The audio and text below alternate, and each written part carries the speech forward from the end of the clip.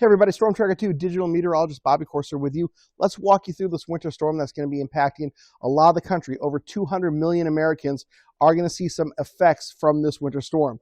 This is the map that we're looking at. Winter storm warnings exist all the way from portions of New Mexico, all the way up to western and eastern New York, into Vermont. These will also extend into Maine as we get going forward throughout the rest of your weekend. Let's walk through the snow maps here. These are the maps that we look at when we come into forecasts. We'll start with our Barron in-house model, and then we'll look at the GFS and the Euro. Everything kind of initially starts off in the Texas and Oklahoma panhandle, spreads into Oklahoma City, and then us off to the races up the East Coast by the time we get to Monday. Lots of snow in Oklahoma City, a little bit more as you get into western Pennsylvania. Boston gets nailed in this model. The GFS, same thing. Everything starts off around Oklahoma City. Really heavy snow, and they could be seen anywhere from 8 to 14 inches, depending on what model you look at. And again, this is a very dynamic system. It's changing kind of every hour by hour. We initially thought maybe more ice. Now we're thinking maybe more snow for portions of North Texas, southern Oklahoma, up into Oklahoma City. More snow on this as you run, like we said, through Oklahoma City, crossover into the Arkansas-Oklahoma border. More snow as you get into portions of eastern Kentucky. West Virginia sees a lot of snow, and again, Boston.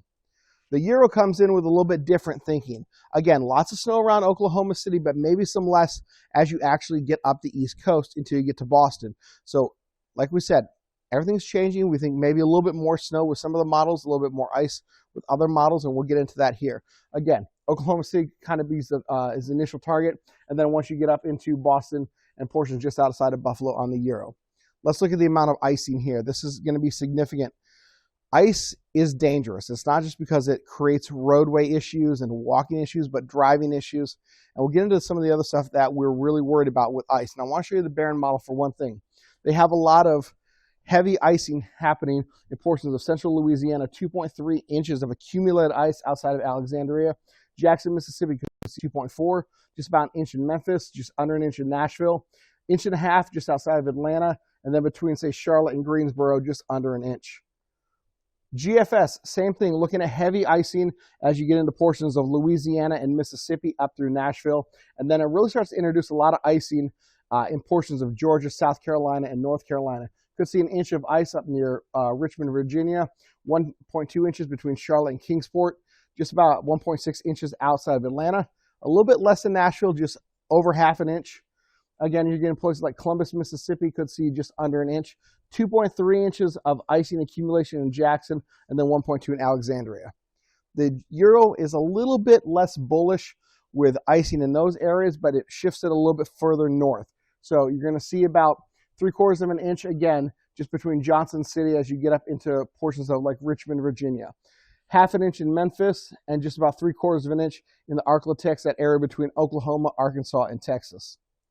This is what we're looking at when we combined snow and freezing rain totals. This is what we think kind of is best guess right now as we go through today, tomorrow, and into Monday for this event along the plains and the East Coast. Oklahoma City gets hit really hard with snow. Then we get the freezing rain south of Dallas. Again, lots of freezing rain as you get into places like Jackson, Mississippi, toward Memphis. Nashville, you'll start with ice and then transition over to snow. Charlotte and Atlanta, you stay out of the snow, but it's more of an icing issue for you guys. And then you get snow up the East Coast seaboard. Washington starts off probably with a little icing than snow. New York and Boston stay out of the ice game, but definitely are going to see lots of snow. We are worried about ice. So let's go over the Meteorology 101. This is snow. It starts as a snowflake out of the cloud. The entire air column is freezing. Snow never melts, comes right back down. Freezing rain, this is what or sleet, this is what we're talking about, where you could see some sleet as well. Sleet starts as a snowflake. It melts in a very thin area of warm air just above the surface, but has time to refreeze. You know you have sleet when you get that tinking sound. Sounds like little BBs bouncing off a metal surface. Freezing rain still falls through that warm air. However, it doesn't have time to freeze until it hits the ground.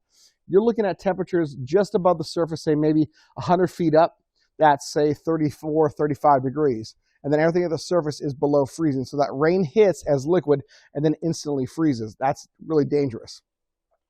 One thing that we talk about freezing rain is it's really heavy. It weighs a lot.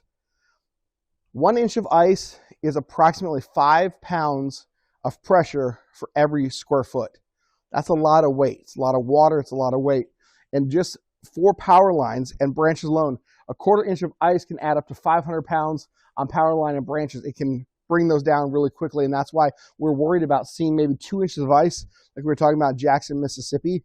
That would do damage to a lot of trees and a lot of power lines. To pull most of these off the wires, it would probably break power poles. It's kind of dangerous. So back up here for your forecast today, we have this cold weather advisory remains in effect through about noon. They'll probably cancel it if temperatures get up above freezing. They did it yesterday, like around 10:30, 11 o'clock. So again, cold air kind of in place at the surface, and the east wind is ramped up. So we have wind chill values that are into the teens and lower 20s. Take a look at your forecast for the next 7 days. It's beautiful out there today. We're going to be up into the upper 40s. We remain that way until we get into Tuesday. We get some more clouds back in here Tuesday and Wednesday. Temperatures up into the 50s, but we might have finally our first legit shot at some rain. I hope you guys have a great weekend.